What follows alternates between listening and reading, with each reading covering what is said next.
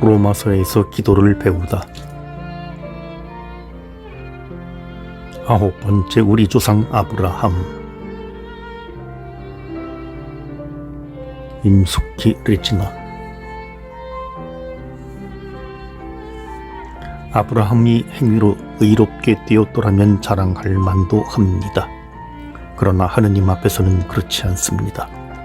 그는 불신으로 하느님의 약속을 의심하지 않았을 뿐만 아니라 오히려 믿음으로 더욱 굳세어져 하느님을 찬양하였습니다.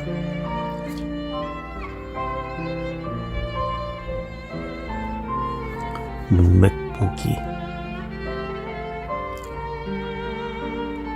바오로는 3장 21절에서 31절까지에서 인간은 모두 그리스도에 대한 믿음으로 의로워진다고 설명한 후 4장 1절부터 25절에서까지 이를 뒷받침하는 인물로 아브라함을 소개한다. 아브라함은 할례를 받기 전에 믿음으로 의화되었다. 그것은 할례나 율법과 상관이 없다. 그의 위대한 믿음 때문에 그는 우리 모두에게 믿음의 모델이 된다. 바오로는 이런 아브라함의 인간상을 통해 신앙을 통한 의화가 성경에 드러난 종교 체험과 다르지 않다고 말한다. 아브라함이 지닌 믿음의 자세는 진정으로 하느님께 찬미와 영광을 드린다는 것이 무엇인지 성찰하게 한다. 창세기 15장 6절과 아브라함. 4장 2절은 1절의 시작 질문과 함께 4장 전체에 걸쳐 전개되는 선조 아브라함의 이야기의 인문에 해당한다. 3장 21절의 전반부 그러니 자랑할 것이 어디 있습니까? 와 연결되면서 3장 21절에서 31절까지의 주제를 계속 진행한다. 바오로는 먼저 아브라함이 자신의 행위로 의롭게 여겨진다는 것을 문제시한다. 그런 사고는 몇 가지 문제를 불러일으키기 때문이다. 아브라함이 자기 힘으로 그렇게 되었다면 획득한 결과를 모두 자신에게 귀속할 권리가 있었을 것이다. 그러나 이런 자랑은 하느님 앞에서는 가치가 없다. 하느님보다 자신을 더 높은 자리에 놓을 것이기 때문이다. 아브라함이 하느님 앞에서 자랑할 수 없다는 생각은 성경 말씀의 힘에 의해 배제된다. 바오로가 아브라함을 모델로 택한 것은 당대 유다인들이 아브라함에게 지니고 있던 호감 외에 다른 이유가 있다. 당시 바오로는 회당과 갈등을 겪으면서 누가 아브라함의 진정한 후손인지 정의를 내려야 할 상황에 처해 있었다. 그는 할례나 율법의 행위 없이 그리스도를 믿는 사람이면 누구나 의화된다는 것을 보여주기 위해 가장 권위 있는 진인인 성경 첫머리부터 시작해야 했다. 창세기 15장 6절은 신앙과 의화와 관련된 성경의 첫 구절이다. 바오로는 4장 전체에 걸쳐서 창세기 15장 6절을 토대로 아브라함이라는 인물에 대해 세심하게 작업을 한다. 이 작업으로 바오로가 증명하려는 것은 이방인을 아브라함의 가족에 포함시키는 것이 아니다. 아브라함을 통해 신앙의 모범을 제시하는 것도 아니다. 바오로의 목적은 인간은 믿음으로 의화된다는 3장 21절 22절의 내용을 아브라함의 이야기로 증명하려는 것이다. 유다인들은 창세기 15장 6절을 해석할 때 창세기 22장의 도움을 받아 하느님께서 아브라함의 행위에 충실함에 길을 통해 그를 부르셨다고 해석한다. 그러나 바오로는 창세기 15장 6절을 다르게 해석한다. 바오로가 보기에 아브라함은 모든 사람에게 해당되는 일반 사례가 될 수 없다. 바오로는 의화가 할례와 율법을 지키는 것과 상관없다는 것을 보여주기 위해 성경에서 근거를 찾는다. 창세기 15장 6절은 신앙과 의화의 관계를 설정하는 성경의 첫 구절이다. 믿음으로 더욱 굳세어져 영광을 바치다. 아브라함이 할례나 율법이 아니라 오직 믿음으로 의롭게 된다는 주제를 마치면서 마침내 4장 18절부터 25절에서 아브라함이 하느님의 말씀을 믿었던 상황으로 돌아간다. 바오로는 아브라함이 아기를 낳을 수 없는 처지에서도 하느님을 믿었다는 것, 그리고 하느님께 영광을 바쳤다는 것에 초점을 맞춘다. 아브라함의 믿음의 본질은 하느님의 약속을 불신하지 않는 데 있다. 그리스어 문장을 보면 4장 20절에서 하느님의 약속이 제일 처음에 나오는데 그의 믿음이 하느님의 약속의 바탕을 둔다는 것을 보여준다. 아브라함이 의심하지 않았다는 것은 그가 결국 순간의 주저함도 없이 없었다는 말이 아니다. 하느님께서 그에게 하신 약속과 관련하여 불신의 태도가 깊게 자리 잡는 것을 피했다는 말이다. 하느님의 약속은 보통 사람이 보기에 정신 나간 약속처럼 보인다. 그러나 아브라함은 이성으로 믿을 수 없는 하느님의 정신 나감에 자신을 내맡긴다. 믿음은 아무 일 없이 인간 스스로 결단하거나 인간 내부에서 저절로 생겨나는 것이 아니다. 아브라함의 믿음은 하느님이 어떤 분이시라는 정확한 개념의 바탕을 둔다. 하느님은 생명을 원하시는 분이며 믿음을 통해 살게 하시는 분이라는 확신에서 그의 믿음이 흘러나온다. 그는 인간의 눈으로 보기에 불가능하게 보이지만 하느님이 어떤 분이신지 알기 때문에 하느님의 약속에 대한 믿음이 더욱 굳세어졌다. 여기서 믿음은 굳세어진 것의 수단이나 원인이라기보다 목적일 것이다. 점점 성장한 것은 아브라함의 믿음 그 자체였다. 아브라함의 믿음이 성장한 것은 하느님의 약속과 겉으로 보이는 것 사이의 갈등에서 일어나는 여러 가지 방해를 극복한 데서 비롯된다. 아브라함은 굳세어지는 믿음으로 하느님께 찬미를 드린다. 이 말은 영광을 바친다고 해석할 수 있다. 성경에서 하느님께 영광을 바친다는 아브라함처럼 오로지 하느님만 의지하는 사람의 자세를 가리킨다. 인간은 자기 만족에 빠질 때 하느님께 영광을 드리지 않는다. 자신의 삶의 원천에서 서서히 멀어져 간다. 20절에서 영광을 바친다는 말은 이런 일반적 의미보다 믿음을 더 깊게 표현하고 불신앙과 반대로 기능한다. 아브라함은 하느님이 약속을 끝까지 완성하실 능력이 있는 분이라는 것을 알았다. 그리하여 하느님의 약속 앞에서 불신에 빠지지 않고 믿음이 굳세어져 하느님께 영광을 바친다. 이것이 바로 그가 의로움으로 인정받은 이유이다. 이 흔들리지 않는 신앙에 아브라함의 의화의 모든 비밀이 있다. 우리 조상 아브라함. 믿음은 하느님의 부르심을 인간적으로 이해하는 것이 아니다. 부르심으로 자신에게 다가오는 하느님께 자신을 바치는 행위, 죽은 이들에게 삶을 선물하시는 하느님께 자신을 남김없이 내주는 것이다. 믿음은 자신이 결단을 내리고 행동하는 것이 아니라 하느님께서 보내시는 진실한 신호에 응답하는 것이다. 아브라함의 자세는 바로 이런 믿음을 우리에게 가르치기에 그는 우리 조상 아브라함, 모든 신앙인의 원형이라고 할 수 있다. 바오로가 아브라함의 믿음에 대해 말하는 것은 우리 모두에게 해당된다. 아브라함과 믿는 이들이 동등하다면 믿음을 통해서이다. 아브라함의 믿음은 하느님이 죽음의 지배를 받는 곳에서도 생명을 일으키시는 분이라는 사실에 바탕을 둔다. 그의 믿음은 죽은 이들 사이에서 일컬어진 예수 그리스도를 믿는 그리스도인의 믿음과 매우 가깝다. 바오로의 기도와 우리의 기도. 성 요한 크리소스토모 교부는 로마 4장에 소개된 아브라함의 믿음을 이렇게 해석한다. 믿음 그 자체가 하느님께 영광이 됩니다. 바오로는 믿는 사람이 행한 사람보다 더 크게 역사한다는 것을 보여줍니다.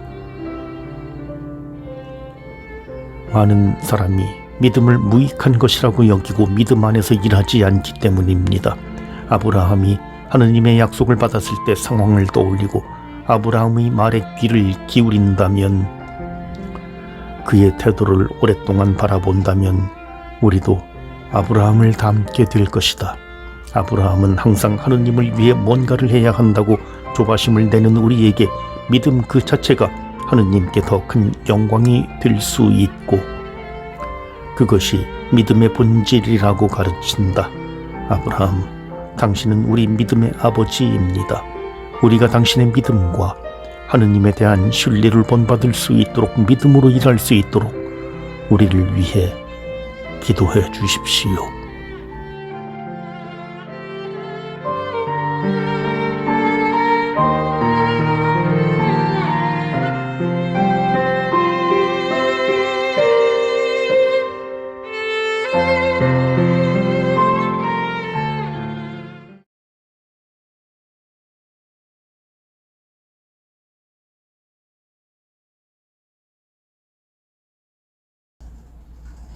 로마서에서 기도를 배우다. 10번째, 그리스도를 통하여 하느님을 자랑합니다. 임숙희 레지나.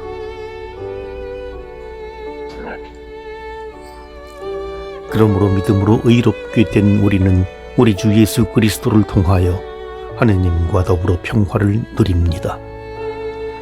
믿음 덕분에 우리는 그리스도를 통하여 우리가 서 있는 이 은총 속으로 들어올 수 있게 되었습니다. 그리고 하느님의 영광에 참여하리라는 희망을 자랑으로 여깁니다. 그뿐만 아니라 우리는 환난도 자랑으로 여깁니다. 그뿐 아니라 우리는 또한 우리 주 예수 그리스도를 통하여 하느님을 자랑합니다. 이 그리스도를 통하여 이제 화해가 이루어진 것입니다. 원맥 보기.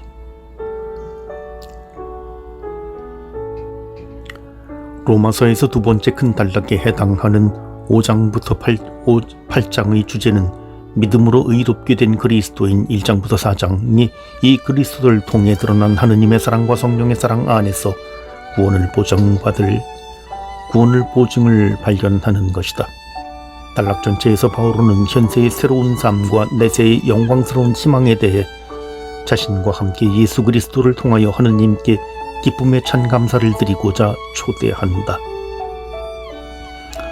5장 1절부터 11절은 5장부터 8장의 입문이라고 할 수 있다.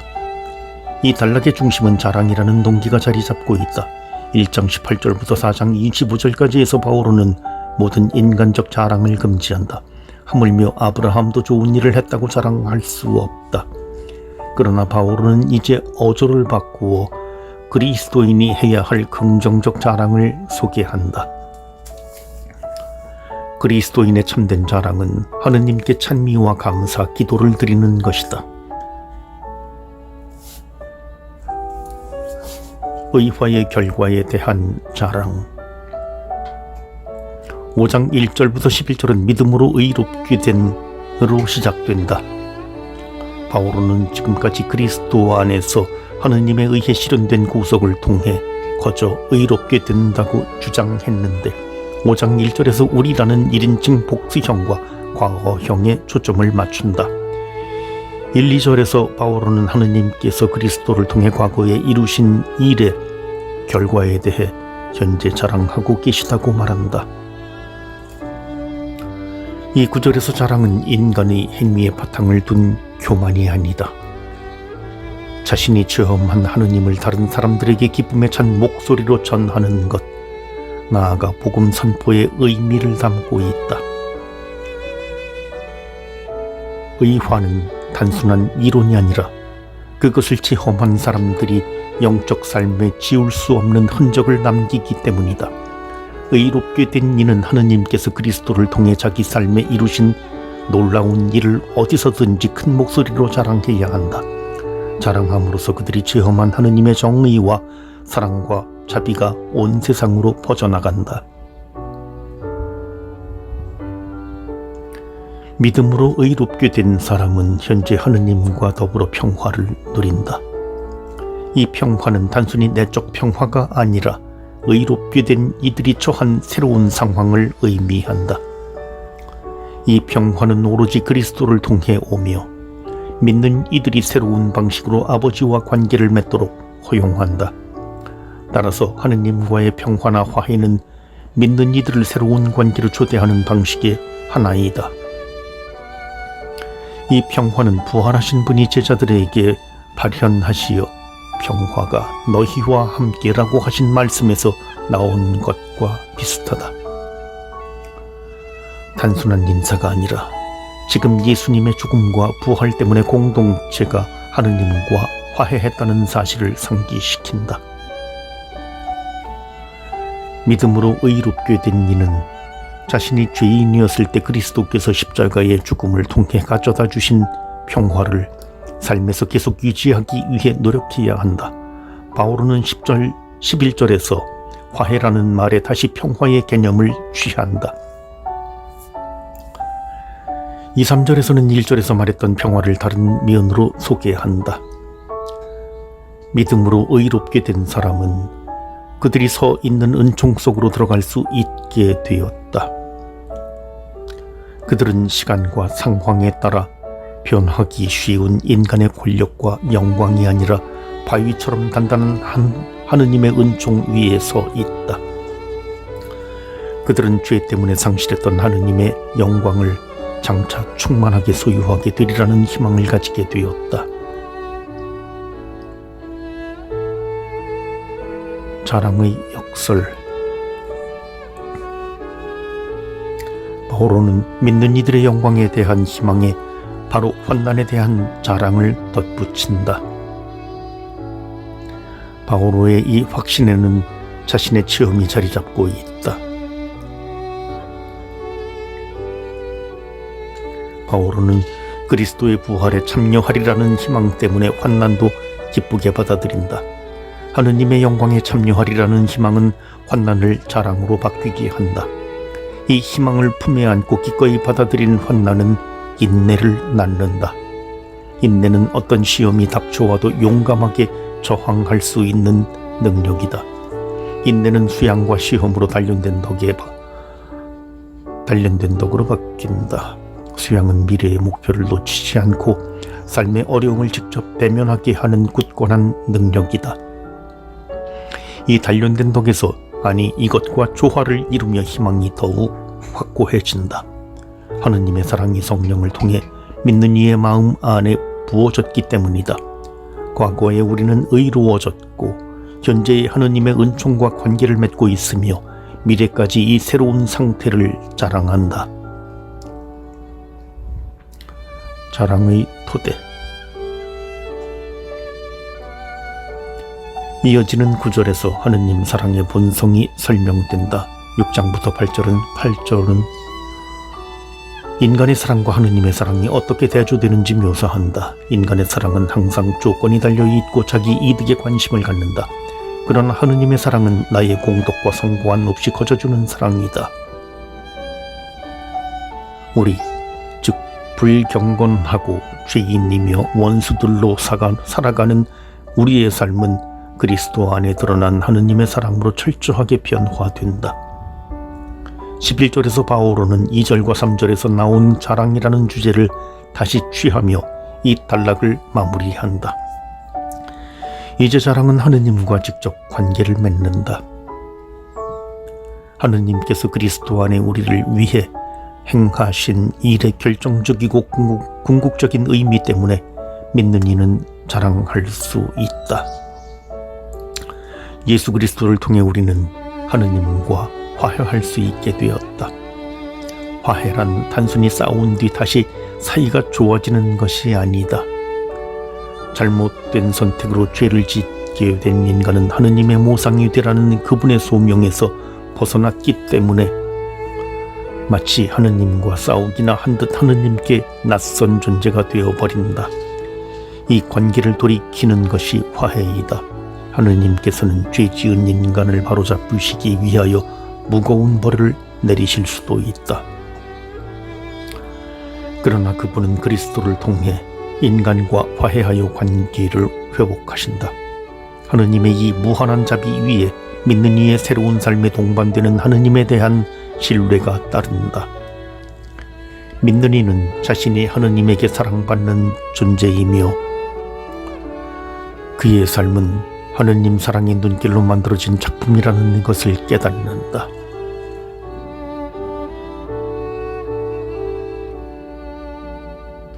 바오로의 기도와 우리의 기도.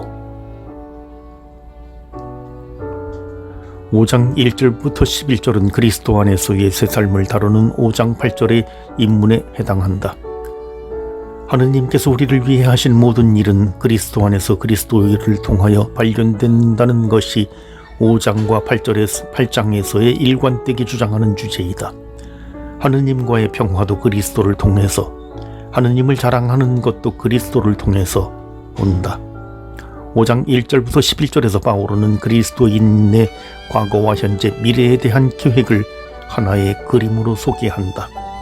하느님께서는 아들인 그리스도의 죽음을 통해서 우리와 화해하시고 우리가 평화를 누리게 하셨다. 현재 우리는 고난도 자랑으로 여긴다. 우리 안에 현존하는 성령이 종말에 있을 하느님의 영광에 대한 희망을 끊임없이 불러일으키기 때문이다.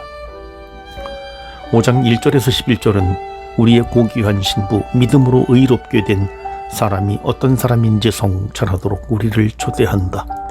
믿음으로 의롭게 된 인간은 삼위의 역동성, 즉 아버지와 아들과 성령이 각각 방식으로 인간에게 계시하시는 사랑에 의해 드높여진 존재이다. 참된 관상 기도는 삼위에 대한 묵상으로 시작됩니다.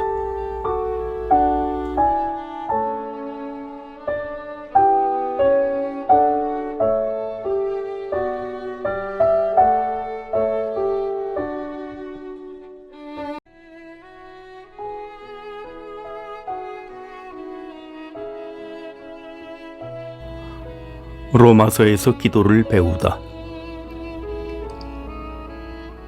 11번째 아담과 그리스도. 임숙희 레지나. 그러므로 한 사람을 통하여 죄가 세상에 들어왔고 죄를 통하여 죽음이 들어왔듯이 또한 이렇게 모두 죄를 지었으므로 모든 사람에게 죽음이 미치게 되었습니다. 율법이 들어와 범죄가 많아지게 하였습니다. 그러나 죄가 많아진 그곳에 은총이 충만히 내렸습니다.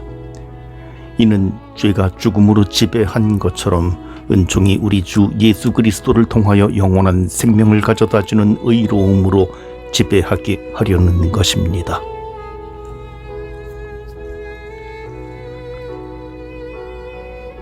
문맥 보기.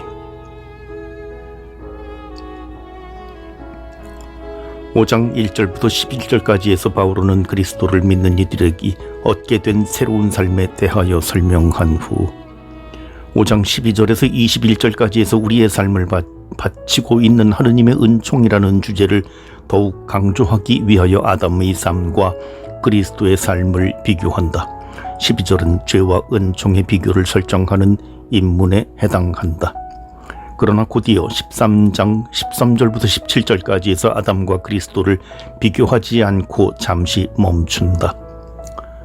죄와 율법, 아담과 그리스도의 차이를 강조하기 위해서이다.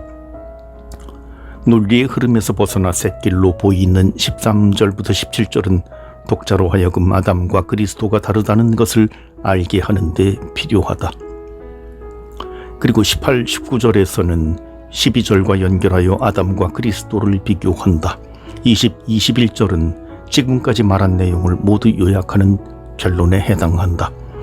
5장 12절부터 21절까지에서 바오로는 선물로 받은 은총의 삶에 감사하라고 우리를 초대한다.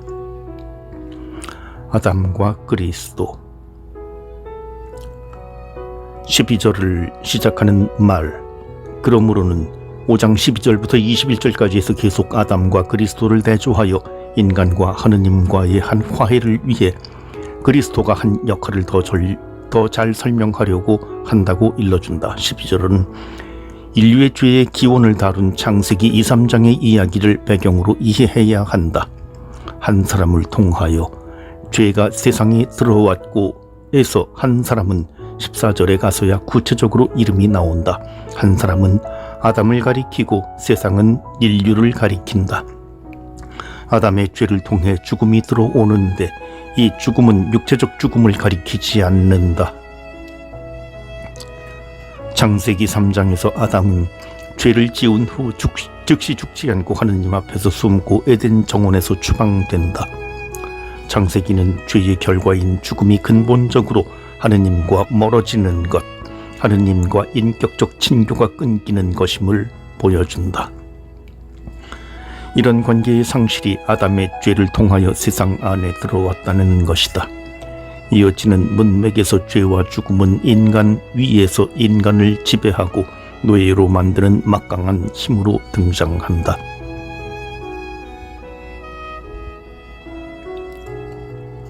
아담은 장차 오실 분의 예형인데 아담과 그리스도는 인류에게 각각 반대되는 영향을 끼친다. 바오로는 두 인물이 인류 전체에 미치는 영향을 강조하기 위해 한 사람이라는 말을 10차례나 되풀이한다.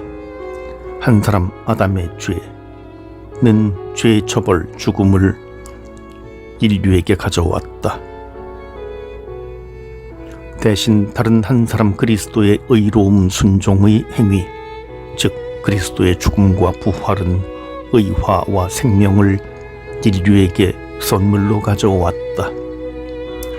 12절에서 19절까지에서 바오로가 아담과 그리스도를 비교하는 의도는 마지막 구절 하느님의 은총에 대한 언급에서 드러난다. 아담과 그리스도를 비교하는 목적. 바오로는 5장 12절부터 21절에서 아담 안에 있는 인간, 그리스도 안에 있는 인간이라는 두 원형 아래에서 인간의 모든 역사를 요약한다. 18절에 사용된 모든이라는 말이 그것을 증명한다. 그러므로 한 사람의 범죄로 모든 사람이 유죄 판결을 받았듯이 한 사람의 의로운 행위로 모든 사람이 의롭게 되어 생명을 받습니다. 인간은 자신이 의식하지 못할 때도 있지만 아담과 그리스도라는 두 통치자가 지배하는 영역 안에서 항상 살아간다. 아담 안에서 아담과 더불어 죄와 죽음과 파괴의 삶으로 그리스도 안에서 그리스도와 함께 은총, 부활과 생명으로 살아간다. 인간은 한 사람 안에서 쓰러지고 한 사람 안에서 다시 일어선다. 바오로 서간의 본문에서 지속적으로 등장하는 이런 연대성은 바오로 신학의 열쇠이고 신빛의 교의의 토대를 이루는데 그것은 단순한 은유가 아니다. 5장 12절에서 21절까지의 주된 목적은 아담의 죄라는 교의를 소개하려는 것이 아니다. 모든 믿는 이의 삶에서 넘쳐 흐르는 은총의 지배를 보여주려는 것이다. 바오로가 아담과 그리스도를 비교하는 까닭은 그리스도를 닮으라고 호소하기 위해서이다. 세례를 받아 그리스도의 죽음에 성사적으로 일치한 그리스도인은 그리스도의 죄와 죽음의 승리에도 참여한다. 바오로의 로마서와 필립보서에 담긴 바오로의 사고를 잘 해설한 내용이라고 할 수 있다. 그리스도의 순종은 아담의 불순종을 극복하였다. 아담은 불순종으로 하느님의 영광을 상실했으나 예수님께서는 순종을 통하여 하느님을 영광스럽게 하셨기 때문이다.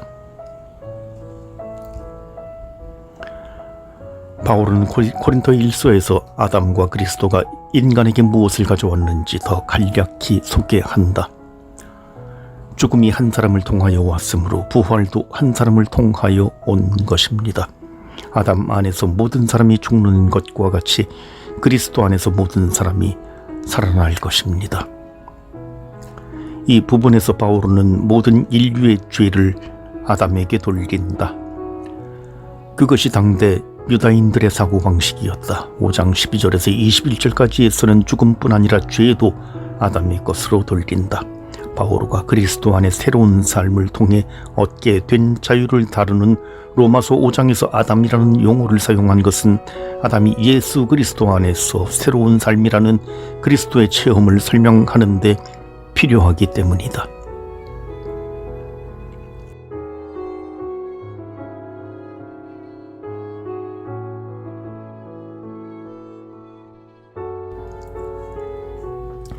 (21, 11절은) 12절부터 아담과 그리스도를 비교해온 온 바의 절정 또는 결론에 해당한다. 20절에서 바오로는 갑자기 율법이라는 주제를 다시 소개한다. 15절부터 19절에 길게 진행된 아담과 그리스도의 비교는 13, 14절과 연결되는데도 이 구절에서 제시된 문제에 답변하지 않고 지나갔기 때문이다. 율법이 없을 때도 죄의 결과인 죽음이 세상을 지배했다고 하면 왜 율법이 생겨났는가 하는 문제가 제기된다. 이에 대해 바오로는 기역절에서 명확하게 답변한다. 율법이 들어와 범죄가 많아지게 하였습니다. 율법은 죄를 의식하게 할 뿐 아니라 하느님의 분노를 일으킨다. 율법의 규정은 적어도 인간이 알면서도 하느님의 뜻을 어기는 행위 때문에 죄를 없애기보다 죄가 많아지는 데 공헌하였다. 그러나 그리스도의 구속 활동은 죄보다 우위에 있다. 죄가 많아진 그곳에 은총이 충만히 내렸습니다. 그리스도는 우리를 구원하기 위해 왔다. 그리고 그의 죽음과 부활로 우리에게 온 은총을 통하여 우리는 하느님 보시기에 의롭게 되었고 그리스도의 부활에 참여하게 된다. 그것이 바로 영원한 생명이다. 5장 12절부터 21절까지에서 아담과 그리스도는 비교는 아담의 죄가 아니라 그리스도에게서 비롯된 은총에 초점을 맞춘다. 바오로의 기도와 우리의 기도. 5장 12절에서 21절까지에서 바오로는 죄와 죽음에 대해 그리스도 안에서 주어진 은총에 대해 성찰하도록 초대한다. 인간이 숨쉬고 일하며 평온하게 산다고 해서 정말 살아있다고 말할 수 있을까? 겉으로 큰 죄를 짓지 않았다고 죄인이 아닐까? 바오로의 관점에서 보면 죄인은 하느님에게서 멀리 떠나 아버지와 친교하기를 거부한 인간, 그리스도의 얼굴을 외면한 인간이다. 그는 살아있지만 죽은 것이나 마찬가지이다.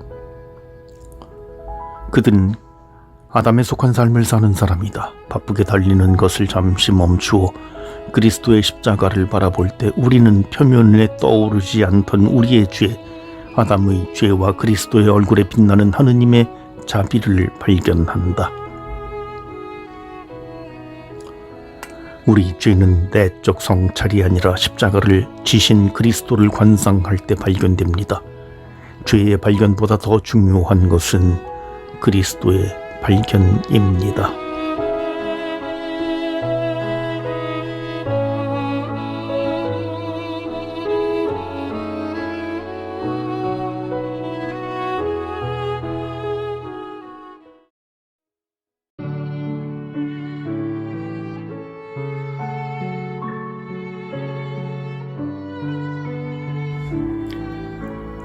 로마서에서 기도를 배우다. 12번째, 하느님께 감사드립니다. 임스키 리치나. 하느님께 감사드립니다. 여러분이 전에는 죄의 종이었지만 이제는 마음으로부터 펴준 가르침에 순종하였기 때문입니다. 그 가르침에 여러분 자신이 넘겨져 있습니다. 여러분은 죄에서 자유롭게 되어 의로움의 종이 되었습니다.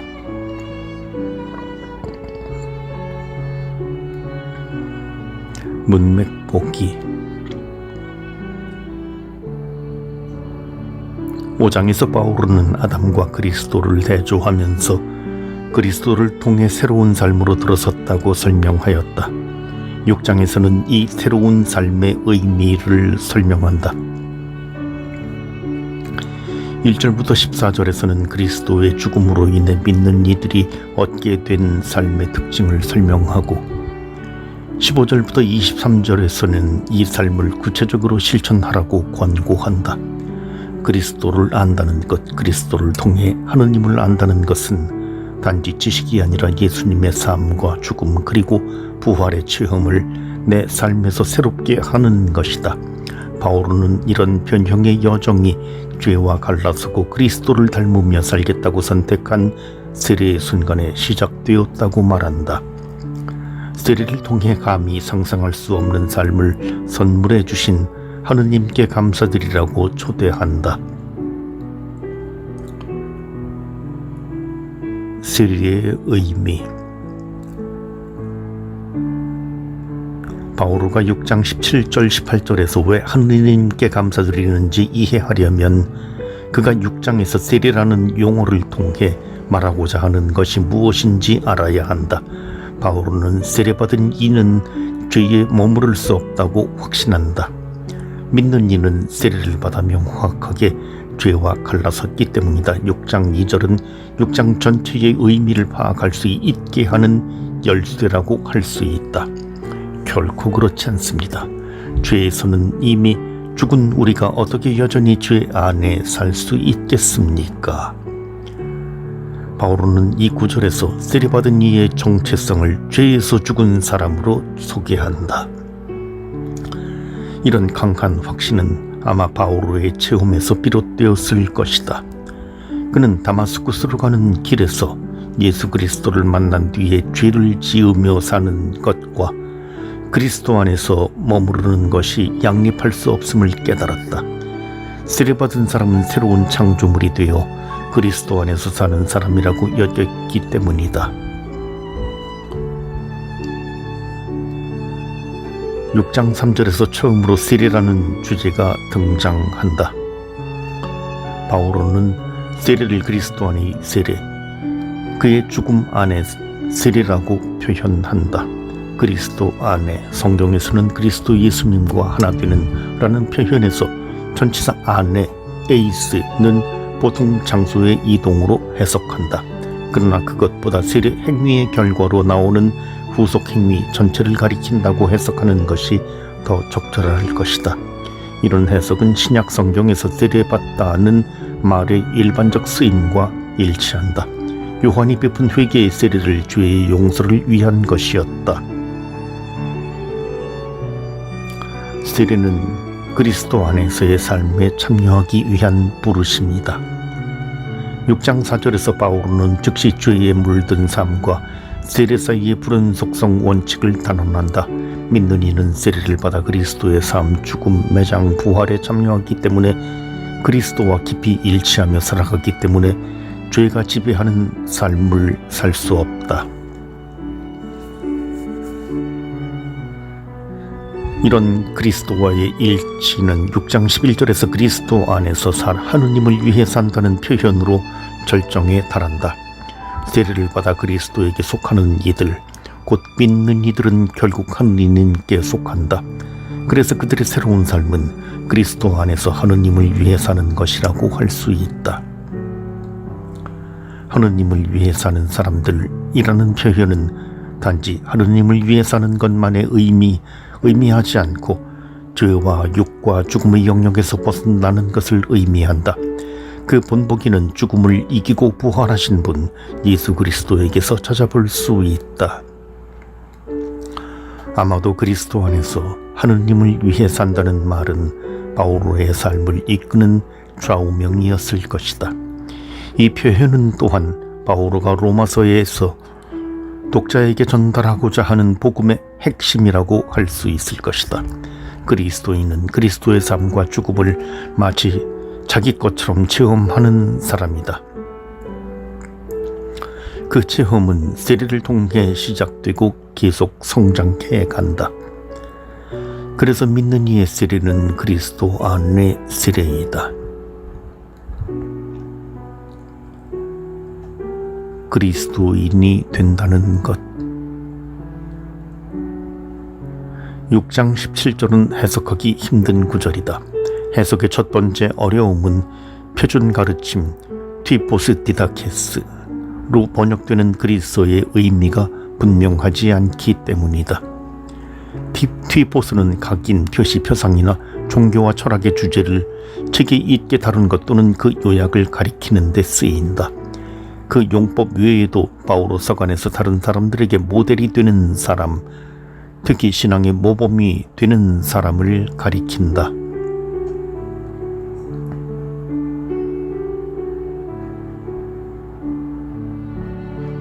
그러나 6장 17절에서 튀포스가 가르침 디다케와 직접 연결되기 때문에 모델이 되는 어떤 사람이라고 볼 수는 없다.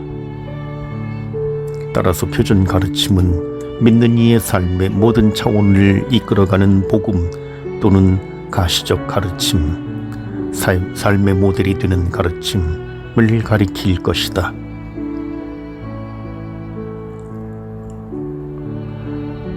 해석의 두 번째 어려움은 6장 17절 후반부 문장이 보기 힘든 문장 구조라는 데서 비롯된다.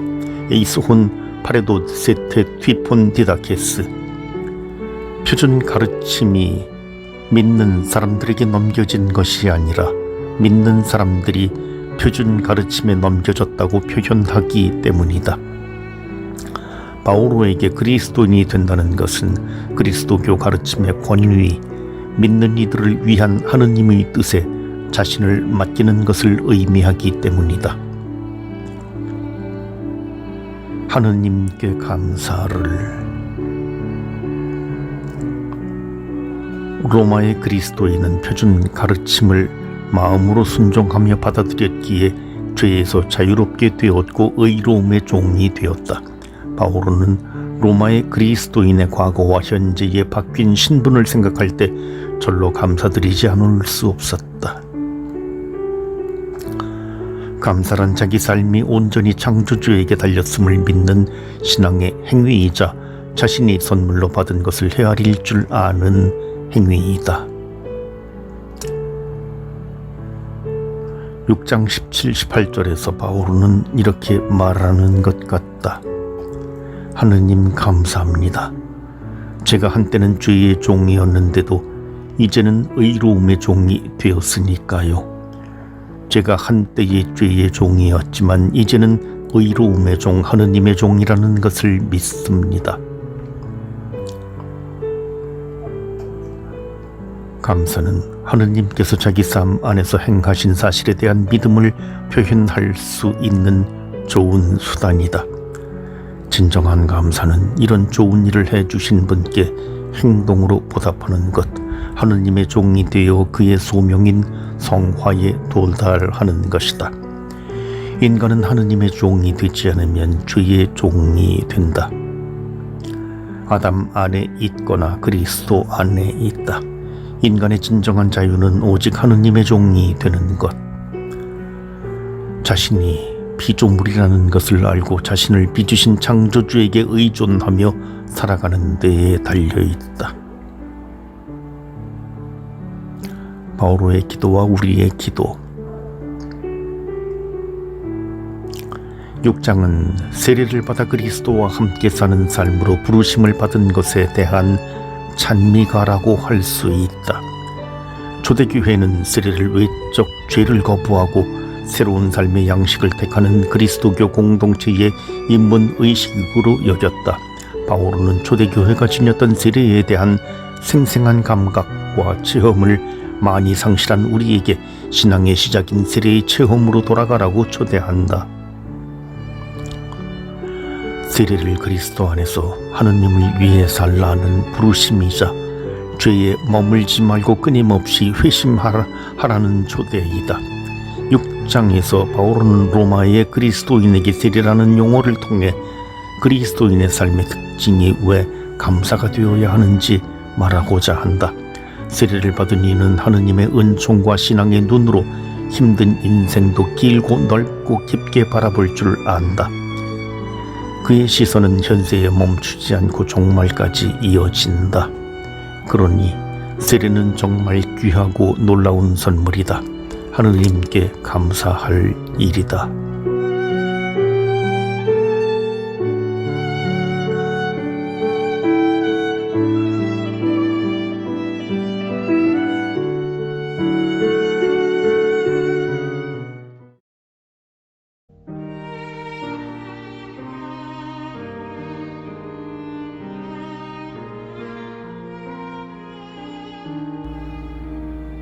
로마서에서 기도를 배우다.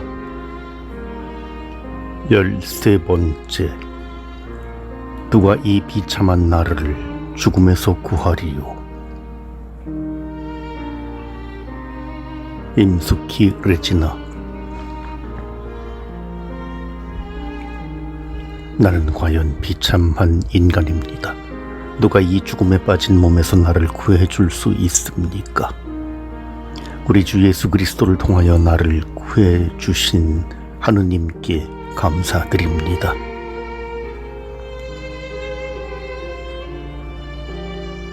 문맥 보기.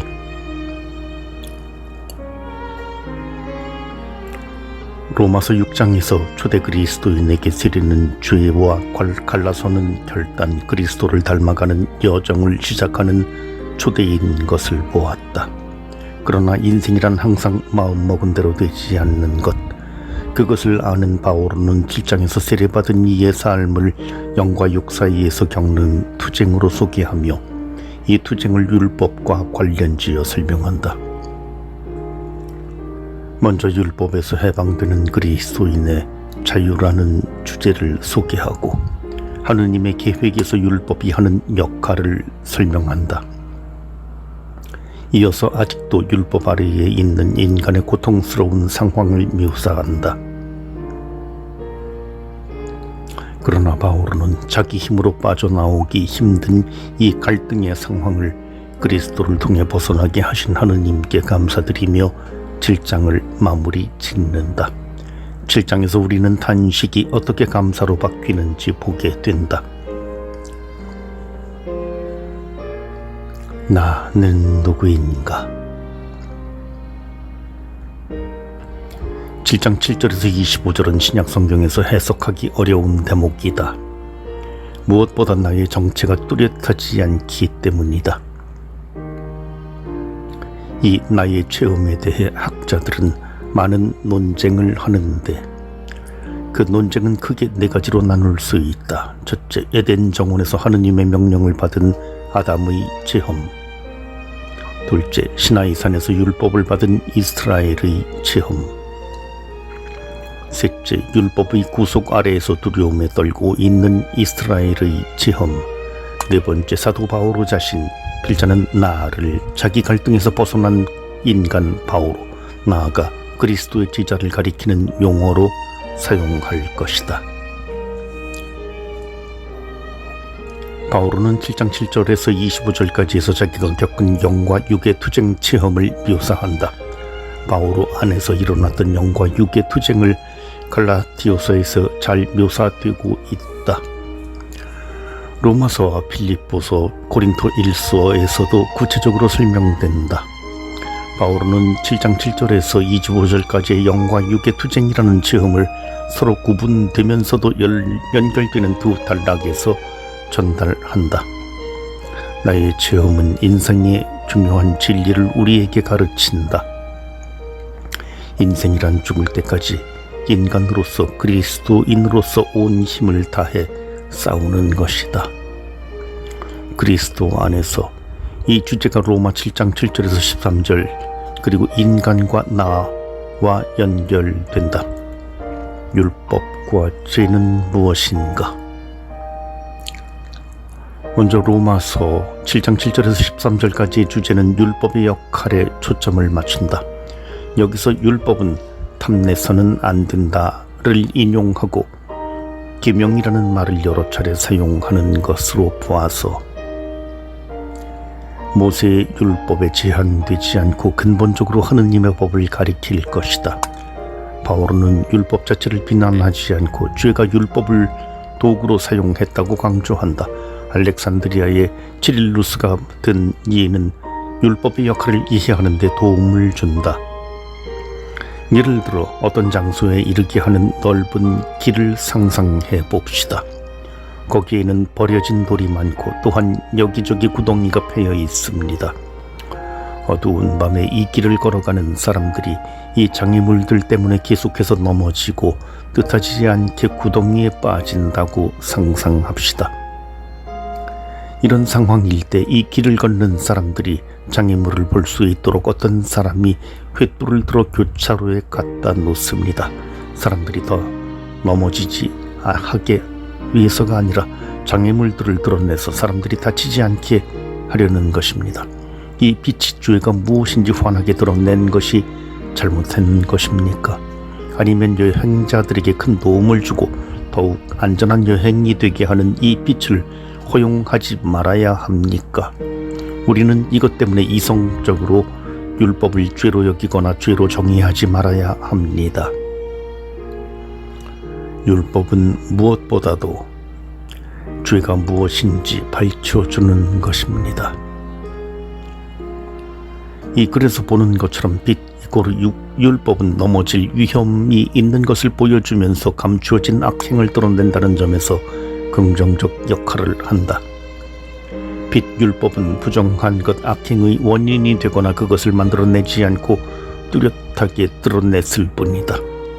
바오로는 율법 자체의 가치는 긍정하면서도 현실에서 율법이 자기 의도와 상관없이 죄의 확장에 사용되었다는 점을 상기시킨다. 죄라는 사탄 세력이 안심하고 발을 내디딜 교도보를 마련해 주는 것은 육이다. 죄란 단지 몸으로 짓는 죄뿐 아니라 우상숭배, 미움, 투쟁, 경로, 이단 등 육신이 저지르는 모든 종류의 죄이다. 7장 14절에서 25절까지에서는 과거형이 아니라 현재형 동사를 주로 사용한다.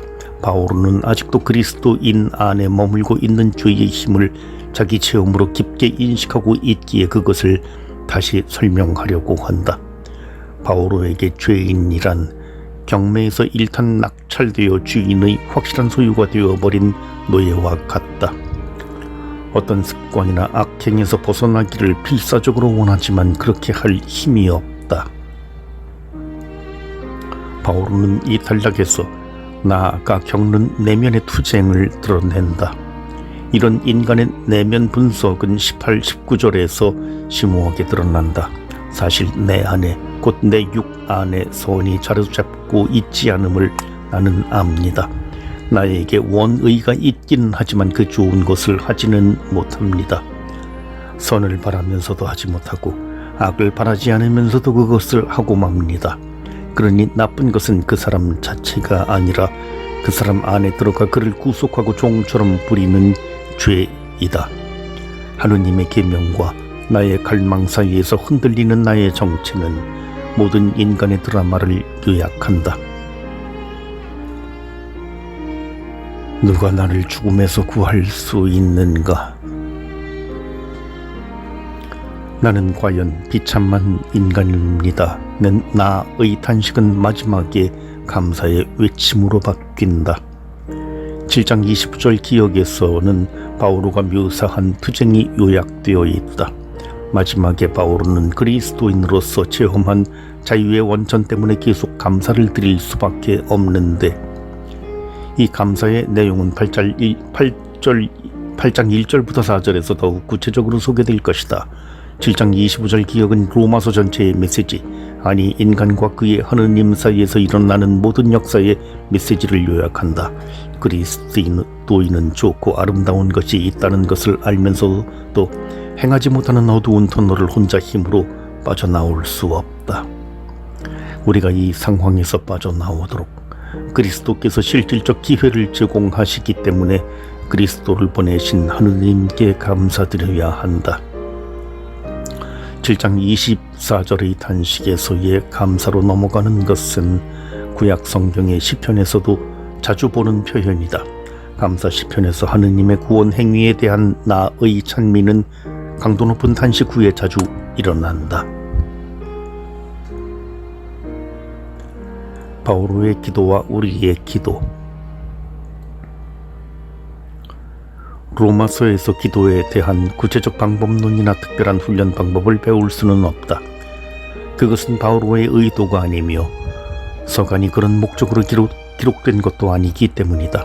바오로가 성경이 가르쳐주는 기도의 스승이라면 그것은 바오로가 기도의 방법과 기교보다 하느님 앞에서 살아가는 인간이 어떻게 하느님 앞에 머물러야 하는지, 기도하는 사람의 본질적 자세를 우리에게 가르치기 때문이다.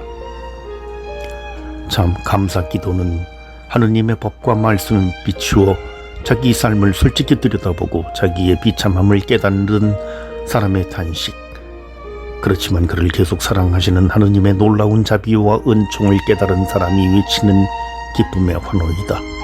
인생이란 싸우는 것, 눈물과 탄식의 기도가 그치지 않을 것이나 그리스도를 통하여 하느님께서 함께 하시니 감사 기도도 끊이지 않을 것이다.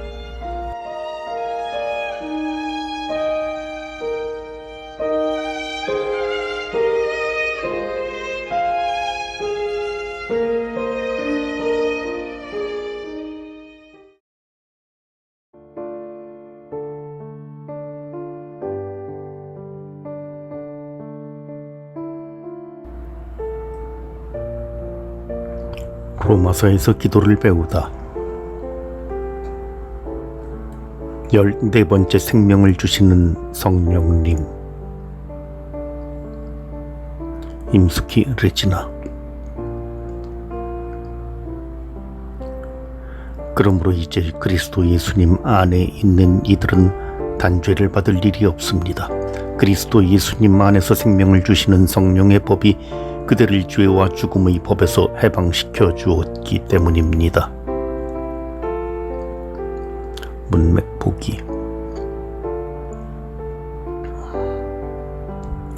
바울은 로마서 5장에서 8장까지 해서 그리스도 안에 새로운 삶이라는 주제를 다루는데 그리스도인인 우리의 영적 여정이 생생하게 떠오른다. 우리는 우리 주 예수 그리스도를 통한 믿음 때문에 구원받았다는 것, 세례를 받아 그리스도와 같은 운명으로 초대되었으며 그분처럼 실제로 살 수 있다는 것을 안다. 그러나 우리는 또한 땅에 발을 딛고 사람들과 관계를 맺으며 필요한 양식을 얻기 위해 일해야 하는 사람들이기에 인생은 투쟁이라는 것을 체험한다. 살아있는 한 어느 곳에서 무엇을 하든지 투쟁과 갈등은 운명처럼 우리를 따라다니지만 이것이 인생의 마지막 말은 아니다. 바울은 7장에서 갈등하는 인간 나의 체험을 소개한 후 성령 안의 삶을 다룬 8장을 덧붙인다. 그러므로 7장은 8장과 같이 읽지 않으면 미완성 드라마가 된다. 8장은 7장을 배경에 두고 이해하지 않으면 그리스도인의 삶의 본질을 제대로 이해할 수 없다. 8장에서 우리는 성령과 기도의 관계에 대해 깊이 성찰하도록 초대된다. 생명을 주시는 성령의 법. 바오로가 8장을 시작하면서 그리스도 예수님 안에 있는 이들은 단죄를 받을 일이 없다고 확신하는 것은 7장의 내용을 염두에 두고 하는 말이다. 그리스도 예수님 안에 있는 사람들은 신앙과 세례를 통해 그리스도 예수님 안에서 하느님과 맺는 친교 안으로 들어간 사람들을 가리킨다. 이렇게 그리스도인을 정의하는 것을 이해하려면 5장에서 7장까지에서의 말한 주제들을 함께 모아야 한다. 그리스도 안에 있는 이들은 하느님의 분노, 죄, 율법, 죽음에서 자유롭게 된 사람이다. 바오로는 이 모든 것을 8장의 첫 두 구절에 놓는다. 그리스도 예수님 안에서 생명을 주시는 성령의 법은 8장의 문맥에서 대단히 중요하다. 8장 2절은 7장 1절부터 6절과의 연결해서 읽을 때 해석의 열쇠를 찾을 수 있다. 8장 2절에 나오는 모든 중요한 요소는 이미 7장 1절 6절에서 언급되었기 때문이다. 성령의 법은 성령의 선물이 가져다주는 새로운 관계나 성령에 의해 규정된 법을 의미하지 않는다. 이 법은 성령 자신, 하느님에게 순종하는 삶으로 인간을 이끄는 성령 자신이다. 바오로는 일반적으로 하느님 또는 그리스도가 우리를 자유롭게 한다고 말하는데 이 구절에서는 자유롭게 하는 주체가 성령으로 바뀐다. 믿는 이의 구원은 성령의 활동에 달렸다. 더 정확히 말하면 그리스도는 성령을 통해 어떤 상황에서든 모든 이가 자유롭게 되도록 이끄신다. 우리는 자유롭게 되라는 부르심을 받았다. 그러나 많은 그리스도인이 하느님과 그리스도가 어떤 분인지, 나와 어떤 관계인지 설명하고 체험을 말할 수 있지만 성령에 대해서 자기 체험을 쉽게 표현하지 못한다. 성령은 우리에게 단순히 날아다니는 비둘기인가, 눈에 보이지 않는 공기처럼 소유할 수 없는 것인가? 우리는 성령 없이 하느님과 그리스도의 관계만으로 살아갈 수 있는가? 바오로도 과연 성령 체험을 했을까? 바오로의 성령 체험. 초대 그리스도인들에게 성령, 푸네우마는 근본적으로 이론이 아니라 체험의 바탕을 둔 용어이다. 바오로는 거의 모든 서간에서 성령이 그리스도인의 삶의 원천이라는 것을 확신을 가지고 표현한다. 그러나 바오로 자신이 어떤 성령 체험을 했는지는 서간에 자주 나타나지 않는다. 사실 두 가지 동기 때문에 바오로는 자신의 성령 체험에 대해 명시적으로 말하기를 주저했을 것이다. 첫째, 바오로는 깊은 종교 체험을 했으면서도 자신의 환시나 계시 체험을 사람들에게 드러내려 하지 않는다. 이런 신비 체험을 사사롭다고 여겼고 매일 하느님과 맺는 인격적 관계가 그리스도인의 삶에서 특별한 체험보다 더욱 중요하고 근본적이라고 여겼다. 둘째, 바오로는 영적 고백록이 아니라 서간을 썼다. 그의 서간은 여러 공동체에서 일어난 구체적 문제들을 사목적으로 대처하기 위해 공동체에 보낸 것이다. 따라서 바오로는 공동체의 삶에 관련되는 요소들을 더 우선하기 때문에 서간에서 그의 개인 체험에 대한 기록을 찾아보기가 힘들다. 이런 까닭에 바오로의 성령 체험이라는 주제에 대해 그의 서간을 토대로 연구할 수 있는 자료가 제한되어 있다. 하지만 그의 성령 체험의 핵심이 다마스쿠스에서 그리스도와 만난 체험에 담겨 있다고 말할 수 있다. 바오로는 그리스도를 만나면서 그리스도를 통해 자기 안에 있는 성령의 현존을 알게 되었을 것이다. 그러므로 바오로의 성령 체험의 본질은 그의 삶을 이끌었던 모토라고 할 수 있는 갈라디아서 2장 20절에 잘 요약되어 있다. 이제는 내가 사는 것이 아니라 그리스도께서 내 안에 사시는 것입니다. 내가 지금 육신 안에서 사는 것은 나를 사랑하시고 나를 위하여 당신 자신을 바치신 하느님의 아드님에 대한 믿음으로 사는 것입니다. 바오로가 하느님께 부름받은 초기의 하안이 성령 체험도 다른 진정한 종교 체험처럼 수많은 선교 활동과 성찰을 통하여 생애 내내 성숙해 갔다. 로마서와 성령. 57년경 바오로가 고린토에서 로마인들에게 보낸 편지는 다른 어느 서간보다 더욱 자주 성령이 하는 역할을 묘사한다. 그리스도는 성령으로 죽은 이들 가운데서 부활하시어 힘을 지니신 하느님의 아들로 확인된다. 성령은 영적 선물을 주며 율법과 대조된다. 성령은 하느님 사랑의 통로이기도 하다. 특히 성령의 장이라 불리는 8장에는 푸네우마라는 용어가 자주 나오는데 대부분 성령을 가리킨다.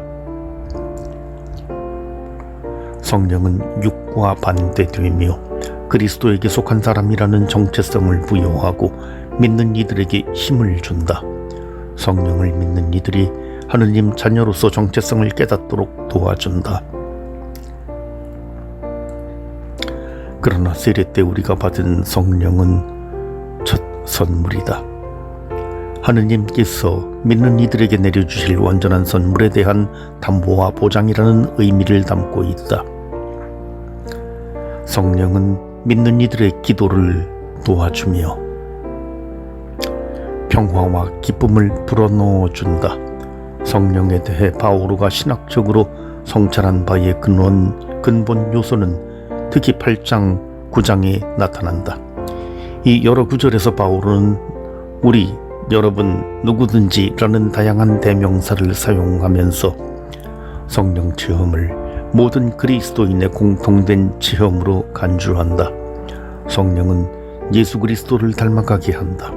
그분의 삶, 죽음과 부활, 그분의 기도, 그리고 마지막으로 그분의 존재 자체를 닮아가게 한다. 바오로의 기도와 우리의 기도. 바오로는 로마 공동체의 그리스도인들에게 기도 안에서 하느님과 깊이 관계를 맺도록 자주 권고한다. 진정한 유다인의 삶은 아침부터 저녁까지 하느님을 기억하게 하는 기도로 이어졌다. 그러나 바오로가 그리스도를 만나고 성령 체험을 하면서 그의 기도도 변화되었다. 그에게 기도는 인간의 의무나 영적 훈련이 아니라 온전히 성령의 선물이었다. 8장에서 바오로는 그리스도를 따르는 새로운 삶의 특징을 성령 안의 삶으로 소개하면서 이를 배경으로 기도와 성령의 뗄 수 없는 관계를 설명한다. 바오로는 그 관계에 대한 자신의 체험을 글로 남겨 기도를 배우고 싶어하는 모든 세계의 사람들에게 확실한 성서적 근거를 제공하였다.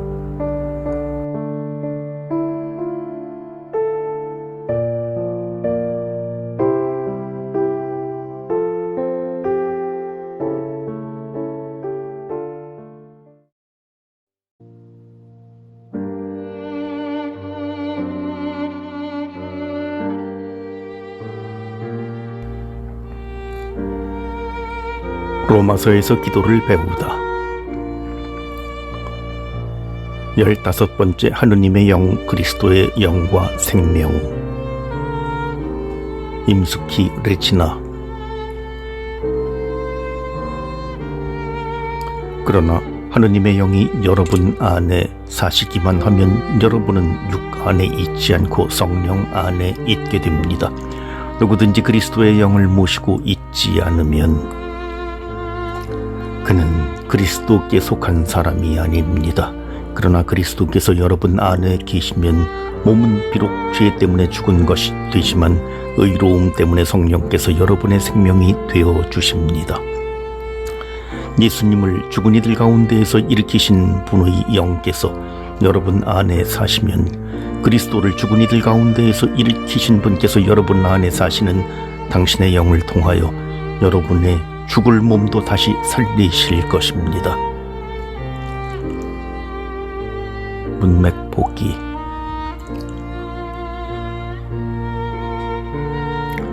지난 호에 이어 8장 9절부터 11절을 중심으로 바오로의 성령 체험을 살펴보겠다. 바오로는 2세 9절에서 그리스도인을 하느님의 영, 그리스도의 영을 지닌 사람들로 소개한다. 9절부터 11절은 육과 영의 대조를 관계를 다룬 8장 1절부터 17절에 속한다. 육 안에 있는 이는 죄에 굴복하고 살고 그리스도에 의해 아직 구속되지 않은 사람, 성령의 활동에 자신을 열지 않는 사람이다. 바오로는 이런 사람들을 염두에 두고 육 안에 있는 자들은 하느님 마음에 들 수 없습니다고 결론 짓는다. 그리고 9절부터 11절에서 성령을 따라 사는 삶의 다양한 면을 그리스도 체험으로 설명한다. 하느님의 영이 여러분 안에 사시면, 그리스도의 영을 가지면 8절의 주어 그들이 9절에서 여러분으로 바뀐다. 이는 성령 체험이 독자 모두와 관련되어 있음을 드러내며 성령에 대한 두 가지 요소를 표현한다. 첫째, 여러분 안에 사는 하느님의 영은 그리스도의 영이다. 구약에서 영을 의미하는 히브리어 루아흐는 397번 나오는데 주로 하느님의 영을 가리킨다. 나아가 이 용어는 창조물이나 역사 등에 개입하시는 하느님의 방식을 가리킨다. 신약 성경에 하느님의 영은 30번 나오는데 그 중에 19번이 바오로 서간에서 나온다. 바오로에 따르면 구원이든 단죄든 영적인 개입은 오로지 하느님께 속한다. 신약에서 성령을 예수 그리스도에게 속한 것으로 여기는 구절은 6번 나온다.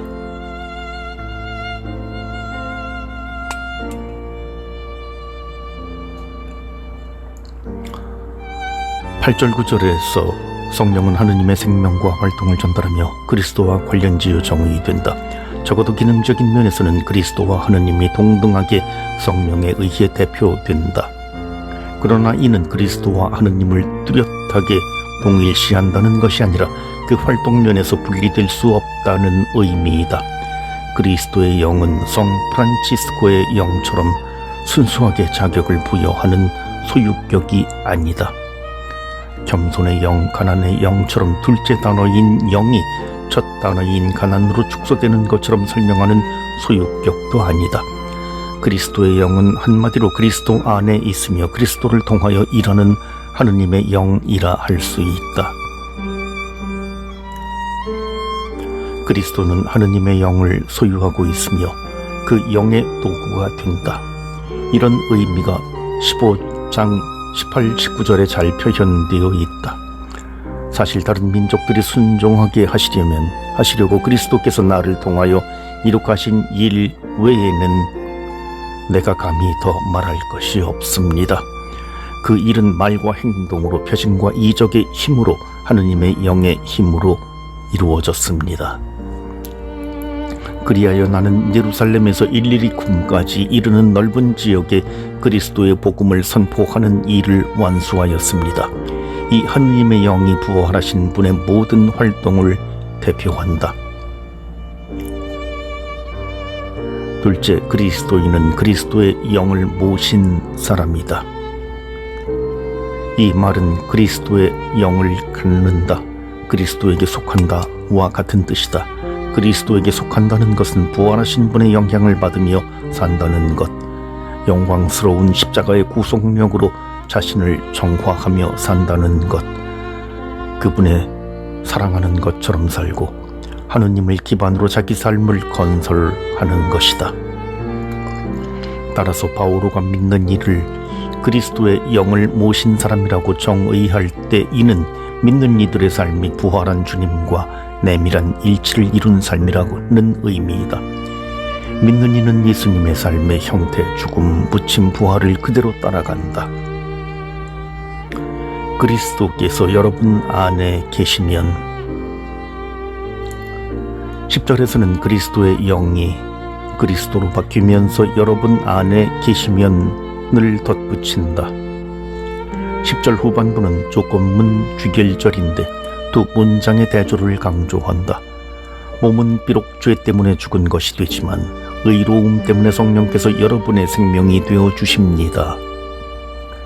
이 문장 구조에서 그리스도가 죽은 몸에서 생명으로, 죄에서 의로움으로 건너가게 하는 주체라는 것을 관찰할 수 있다.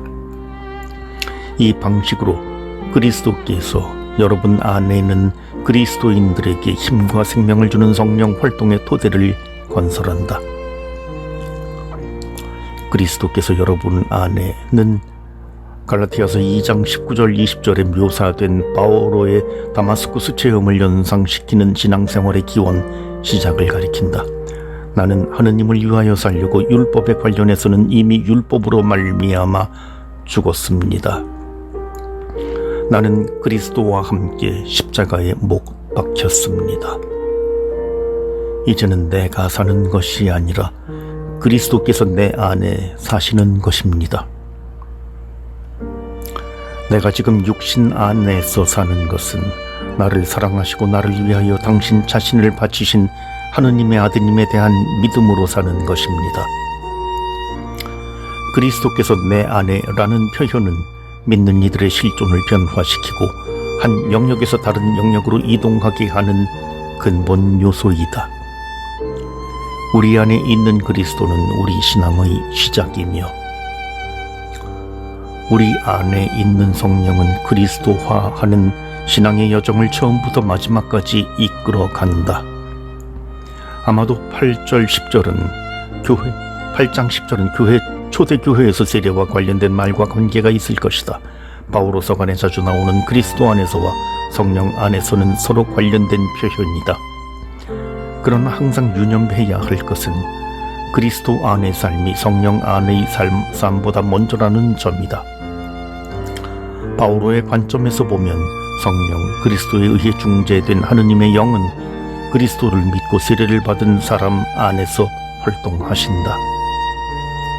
예수님을 부활시킨 분의 영이 여러분에게 생명을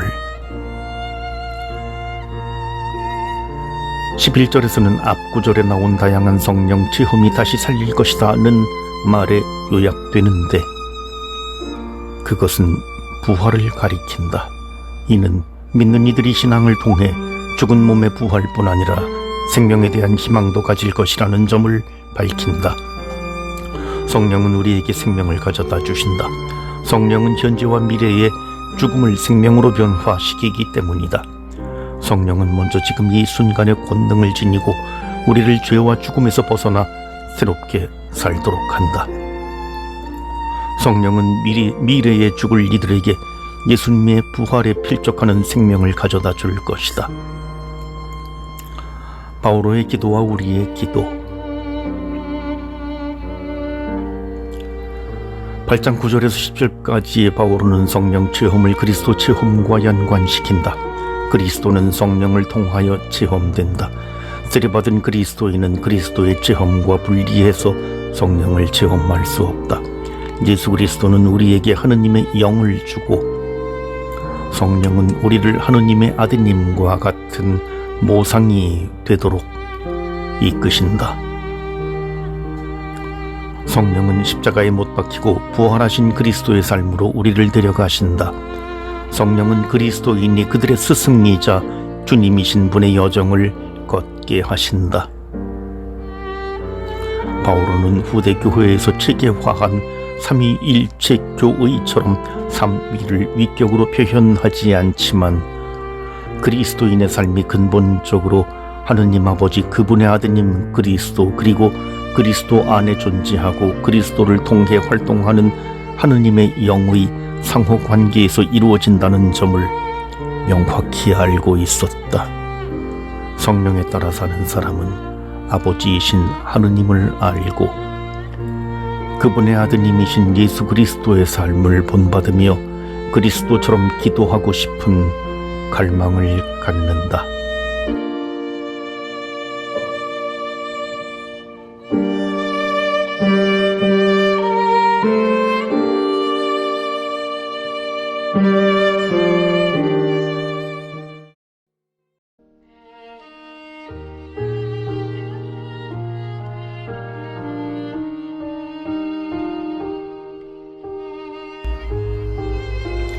로마서에서 기도를 배우다.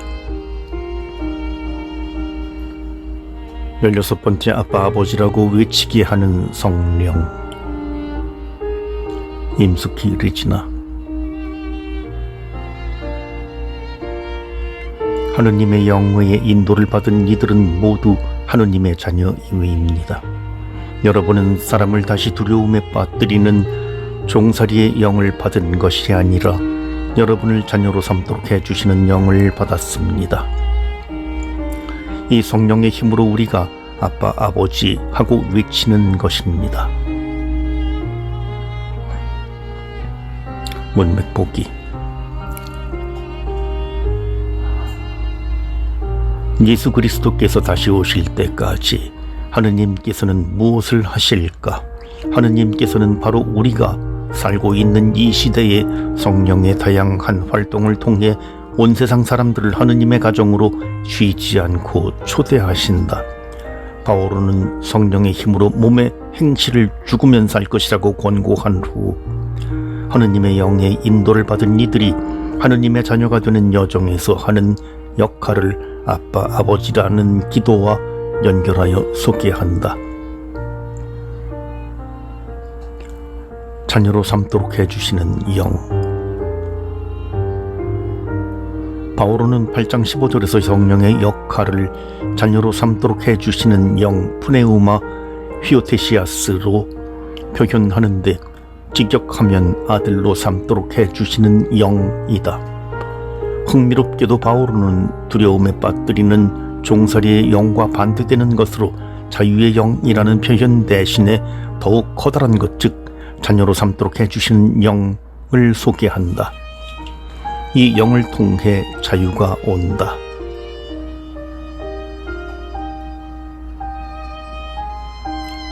자녀로 삼다를 의미하는 히오테시아는 바오로의 전형적 용어인데 바오로 서관에서만 5차례 나온다. 8장 15절에서 자녀로 삼도록 해주시는 영이라는 표현은 성령이 신자가 아니었던 사람을 새 신자로 만든다는 의미보다 세례를 통해 이미 하느님의 자녀라는 신분을 가진 이들이 계속 이를 유지하고 발전하며 완성하도록 성령이 도와준다는 의미에 더욱 초점을 맞춘다. 성령은 사람들을 그리스도와 결합시키고 그리스도를 믿게 하며 유일한 하느님의 아들로서 그리스도가 가진 권한과 똑같은 권한에 참여할 수 있게 하면서 세례부터 종말 때까지 하느님의 자녀의 신분을 완성시킨다. 바오로는 그의 복음의 핵심, 인간은 하느님 편에서 거저주는 선물을 받아 하느님의 가족에 속하고 하느님의 자녀가 된다는 것을 설명하기 위해 구약 성경과 유다교의 하느님의 아들의 개념에 토대를 두면서도 로마의 양자법을 통해 로마 제국에 널리 알려진 히오테시아라는 용어를 사용했을 것이다.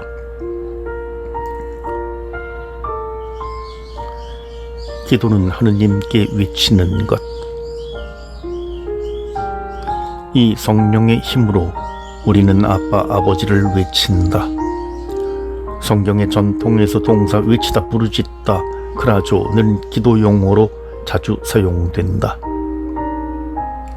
구약 성경의 그리스어역인 70인역에서는 보통 개인이나 국가가 위급한 상황에서 하느님께 외치거나 간청할 때 이 동사를 기도의 의미로 사용한다.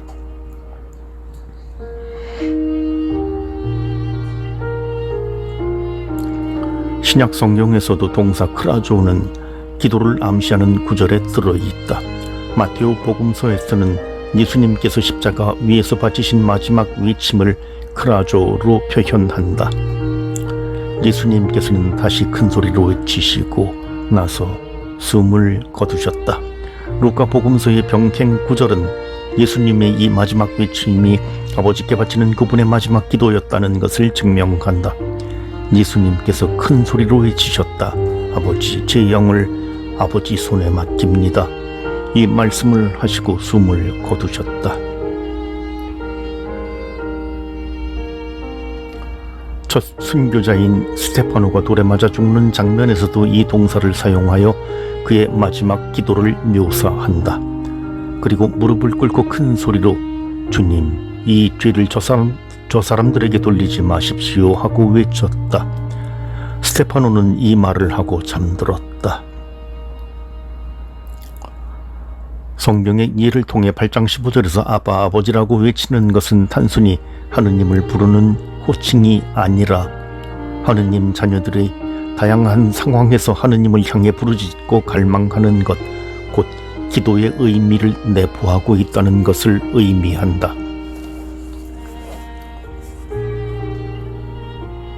아빠, 아버지. 성령의 힘으로 아빠, 아버지에게 외치는 것은 바오로의 기도 체험이지만 그 원천은 예수 그리스도의 깊은 기도 체험으로 거슬러 올라간다. 이 용어는 마르코 복음서에서 예수님이 죽음을 앞두고 겟세마니에서 피땀을 흘리시며 바치신 긴 기도에서도 발견된다. 아빠, 아버지, 아버지께서는 무엇이든 하실 수 있으시니 이 잔을 저에게서 거두어 주십시오. 그러나 제가 원하는 것을 하지 마시고 아버지께서 원하는 것을 하십시오. 예수님께서는 죽음 앞에서 기적적으로 살아나는 구원을 청하는 것과 당신 뜻대로 하는 것을 거부하고 그 대신 순환을 통해 하느님의 뜻을 이루는 길을 선택하신다. 하느님의 뜻에 복종하는 기도에는 하느님의 개입이 수반된다. 우리가 우리의 아빠 아버지이신 하느님께 신뢰하는 마음으로 온전히 모든 것을 내맡길 때 그분은 우리의 삶에 개입하신다. 마르코 복음사가는 예수님께서 고통을 받고 하느님의 뜻에 내맡기시는 모습을 통해 마르코 공동체도 박해와 죽음 앞에서 어떻게 기도해야 하는지 모범을 제시한다. 마르코 공동체는 예수님처럼 하느님의 뜻에 모든 것을 맡기며 기도해야 한다. 이 장면에서 소개된 예수님의 기도에서 바오로의 기도와 비슷한 점을 찾아볼 수 있다. 겟세마니에서 예수님이 이 잔을 저에게서 거두어 주십시오 라고 하느님께 3차례 간청한 것처럼 바오로도 몸 안에 있는 가시를 제거해 달라고 하느님께 3번이나 간구한다. 아마도 예수님의 기도가 바오로에게 모델이 되었을 것이다. 바오로는 그의 서관에서 그리스도인이 되어 새롭게 알게 된 하느님에 대한 신앙을 우리 주 예수 그리스도의 아버지라는 말로 자주 표현한다. 예수 그리스도를 통한 하느님과의 이런 친밀한 관계는 아빠 아버지라는 표현으로 더욱 강조된다. 8장 15절에서 2인칭 복수 여러분은 받았습니다는 1인칭 복수 우리가 외칩니다로 인칭과 시제가 바뀌는데 이는 아빠 아버지라는 표현이 팔레스티나뿐 아니라 바오로 시대의 모든 교회에 널리 퍼져 있었다는 것을 확인해 준다. 믿는 이들은 세례 때 받은 성령의 힘을 통해 아빠 아버지하고 외칠 수 있었다. 그러므로 아빠 아버지는 이미 성령 안에서 살아가는 사람들의 기도이다. 지금 아빠 아버지라고 외치는 것은 모든 인간의 목소리가 아니라 마음 안에 부어진 성령의 영감을 받은 이의 목소리이다. 아빠 아버지라는 외침은 믿는 이들이 하느님의 자녀라는 정체성을 정의하고 그리스도와 함께 하느님의 자녀 되어 실제로 살아가는 체험을 하도록 그들을 이끈다. 아빠 아버지라는 초대 그리스도인의 짧은 기도는 그리스도인의 삶의 본질적 진리를 기억하도록 우리를 초대한다. 우리는 하느님을 위해 구체적으로 행동하기 전에 이미 존재 자체로 하느님의 자녀이며 이 신분은 나아가 그리스도와 더불어 공동상속자라는 소중한 신분과 결합된다. 바오로의 기도와 우리의 기도. 바오로 사도요, 당신은 우리가 기도를 배우기 위해 매일 우리가 있는 자리에서 겪는 모든 상황에서 아빠 아버지에게 기도하라고 가르치십니다. 이 잔을 제게서 거두어 주십시오. 그러나 아빠 아버지 당신 뜻의 모든 것을 맡깁니다 하고 기도할 때 우리는 예수님과 당신이 기도할 때 느꼈던 하느님 체험 안으로 들어갑니다.